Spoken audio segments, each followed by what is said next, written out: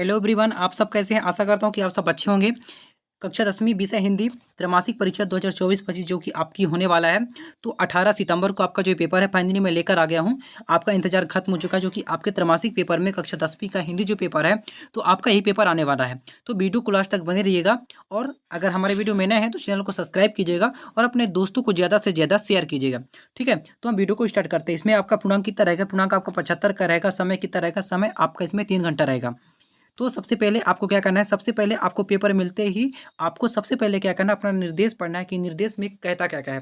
यानी निर्देश पढ़ने से तात्पर्य यह है कि कौन सा प्रश्न कितने अंक का है और कितने शब्द सीमा में आपको अपने पेपर कापी में लिखना है, ताकि आपको बराबर नंबर उसमें से पूरा का पूरा नंबर आपको मिल सके। ठीक है, इसके बाद हम चलिए प्रश्न की ओर चलते हैं। हमारा पहला प्रश्न क्या कहता है कि रीतिकालीन काव्य की दृष्टि से बांटा गया है। यानी रीतिकाल को काव्य की दृष्टि से बांटा गया है दो भागों में, तीन भागों में, चार भागों में और सात भागों में। तो रीतिकाल को काव्य की दृष्टि से तीन भागों में बांटा गया। इसका हमारा उत्तर सही क्या हो जाएगा? बा नंबर इसका सही उत्तर हो जाएगा।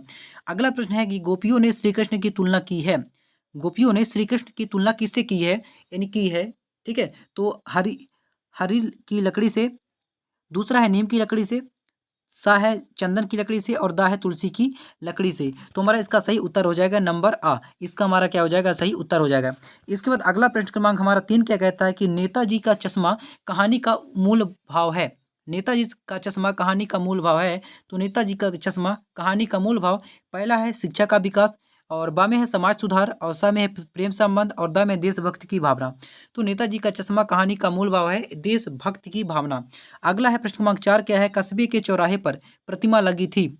तो इसका हमारा उत्तर हो जाएगा सुभाष चंद्र बोस। अगला प्रश्न क्रमांक 5 है कि जिन मूल शब्दों से मिलकर समास बना है उसमें से पहले पद को कहते हैं। तो पूर्व पद कहते हैं। पहले यानी पहले पद को कहते हैं, यानी पूर्व पद कहते हैं। अगला है प्रश्न क्रमांक 6वां क्या है कि भोलेनाथ के पिता उन्हें गुरस भाव लिखाते हैं, सॉरी भूलस गुरस भाव खिलाते हैं। तो हमारा इसका सही उत्तर हो जाएगा फूल के कटोरे में। किसमें? फूल के कटोरे में भोलेनाथ के पिता उन्हें गुरस भात खिलाते थे। ठीक है, इसके बाद अगला है प्रश्न क्रमांक हमारा 2 क्या कहता है? रिक्त स्थान की पूर्ति कीजिए। आपको इसमें क्या करना है? रिक्त स्थान की पूर्ति करना है। आप इसकी शॉर्ट भी ले लीजिए। हमारा पहला प्रश्न क्या कहता है कि सूर्य की भक्ति भाव की है। तो सूर्य की भक्ति हमारा किस भाव की है? साक्ष्य भाव की है। साक्ष्य भाव की है हमारे सूर्य की भक्ति। इसके बाद प्रश्न क्रमांक दूसरा है कि गोपियों ने मधुकर संबोधन के लिए दिया। यानी गोपियों ने मधुकर संबोधन उद्धव के लिए दिया था। अगला है लय ताल छंद आदि से मुक्त रचना क्या कहलाती है? गद्य कहलाती है। लय ताल छंद आदि से मुक्त रचना क्या कहलाती है? हमारा गद्य कहलाता है। अगला है वीर रस का स्थायी भाव। तो ये तो आपको भी पता होगा, बहुत सरल है। तो वीर रस का स्थायी भाव क्या होता है? उत्साह होता है। इसके बाद जहाँ लड़कों का संग तरजो बाजे वो क्या है? मृदंग होगा। इसके बाद चौराहा में समास है। चौराहा में कौन सा समास है? तो चौराहा में द्विगु समास है। इसका हमारा उत्तर हो जाएगा। इसके बाद अगला प्रश्न क्रमांक 3 क्या कहता है कि सत्य असत्य का आपको इसमें क्या करना है? चयन करना है। तो आप स्क्रीनशॉट ले लीजिए। पहला है वीर व्यक्ति अपनी प्रशंसा स्वयं करते हैं। तो इसका पहला क्या हो जाएगा? असत्य हो जाएगा। दूसरा है उद्धव को बड़भागी कहा गया है। तो ये हमारा सत्य हो जाएगा। और तीसरा है नाटक में एक अंक होता है। तो नाटक में ये असत्य हो जाएगा। नाटक में एक अंक होता है, ये असत्य है। और चौथा है नेताजी की मूर्ति संगमरमर की थी। ये हमारा सत्य है। पांचवा है लेखक शिव पूजन सहाय के पिता आटे की गोपियां मछलियों को खिलाते थे। ये हमारा सत्य हो जाएगा। अगला है प्रश्न क्रमांक 6 में है रस के 7 अंग हैं। तो ये हमारा क्या हो जाएगा? असत्य हो जाएगा। ठीक है, तो प्रश्न क्रमांक हमारा 4 क्या कहता है कि आपको सही जोड़ी बनाना है। क्या करना है? सही जोड़ी आपको इसमें बनाना है। तो पहला है कामयानी। ठीक है, पहला का हमारा मैं आपको फटाफट मिलान कर देता हूँ। ठीक है, पहला का हमारा हो जाएगा महाकाव्य। ठीक है, और काव्य की आत्मा। दूसरा का हो जाएगा रस। ठीक है, और तीसरा है दोहा। तो हमारा दोहा का हो जाएगा क्या हो जाएगा? दोहा का हमारा हो जाएगा ख नंबर।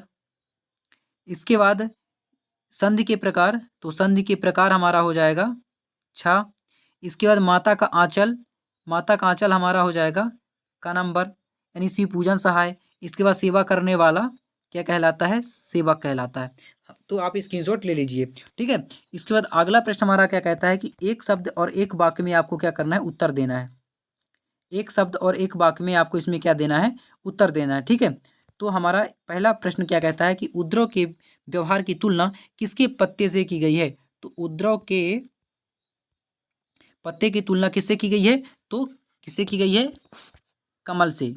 किससे की गई है? कमल से की गई है। हमारा इसका सही उत्तर हो जाएगा कमल। ठीक है।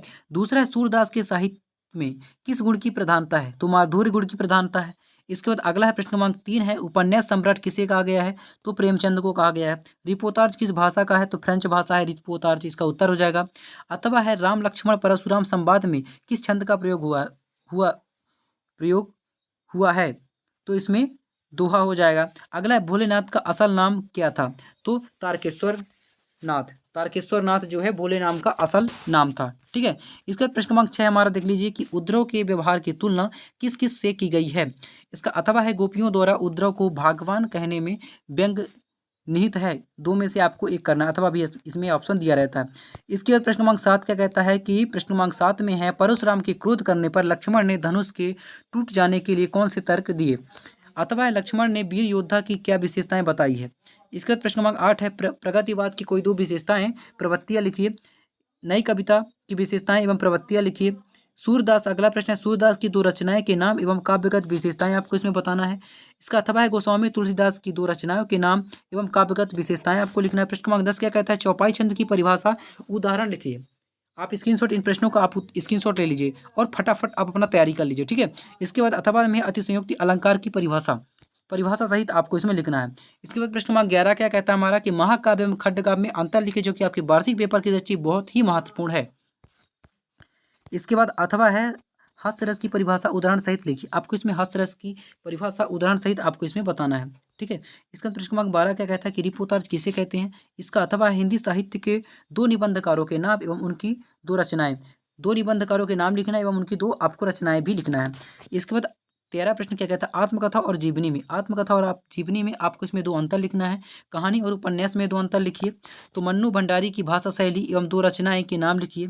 अथवा है, स्वयं प्रकाश की भाषा शैली एवं दो रचनाओं के नाम लिखिए। ठीक है। इसका प्रश्न क्रमांक 15 हमारा है कि भगत की पुत्रवधू उन्हें अकेला क्यों नहीं छोड़ना चाहती थी? इसका अथवा है, मूर्ति पर लगा है ना सरकांडे का चश्मा क्या उम्मीद करता है? इसके प्रश्न क्रमांक 16 है, अर्थ के आधार पर वाक्य के भेद लिखिए। आपको इसमें अर्थ के आधार पर वाक्य के भेद आपको बताना था। इसके बाद प्रश्न क्रमांक 17 हमारा क्या कहता है? प्रश्न क्रमांक 17 हमारा है कि माता का आंचल शीर्षक की उपयुक्तता बताई है।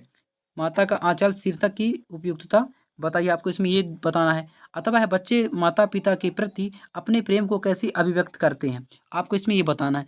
प्रश्न क्रमांक 18 देख लीजिए कि निम्नलिखित पद्यांश की संदर्भ प्रसंग सहित भावार्थ लिखिए। आपको इसमें संदर्भ प्रसंग सहित भावार्थ आपको इसमें लिखना है। इसके बाद प्रश्न क्रमांक 19 है कि निम्नलिखित गद्यांश की संदर्भ प्रसंग सहित भावार्थ आपको इसमें भी लिखना है। ठीक है। प्रश्न क्रमांक आप 19 देख लीजिए, फटाफट स्क्रीनशॉट ले लीजिए। इसके बाद प्रश्न क्रमांक 20 में देखते हैं। प्रश्न क्रमांक 20 हमारा क्या कहता है कि निम्नलिखित विषय पर अनुच्छेद लिखिए। परोपकार का महत्व विषय पर एक अनुच्छेद लिखिए। अथवा है, विज्ञापन लेखन से क्या आशा है? इसके बाद प्रश्न क्रमांक हमारा 21 है, निम्नलिखित अपठित काव्यांश को पढ़कर पूछे गए प्रश्न के उत्तर लिखिए। इसमें से आपको अपठित काव्यांश आपको पढ़ लेना है। नीचे प्रश्न दिए गए हैं, आपको इनमें से ये प्रश्न हो गए, आपको इनमें से उत्तर ढूंढ के इसमें से पढ़कर और उत्तर ढूंढ के आपको इसमें से लिखना है। ठीक है। इसके बाद प्रश्न क्रमांक 22 हमारा क्या कहता है कि विद्यालय के प्रचार को शाला शुल्क से मुक्ति हेतु आवेदन पत्र को इसमें लिखना है। इसके बाद अथवा है कि हाई स्कूल परीक्षा में प्रवीण सूची में प्रथम स्थान प्राप्त करने पर अपने मित्र को बधाई पत्र लिखिए। इसके बाद प्रश्न क्रमांक 23 देख लीजिए कि निम्नलिखित विषयों पर रूपरेखा सहित निबंध लिखिए।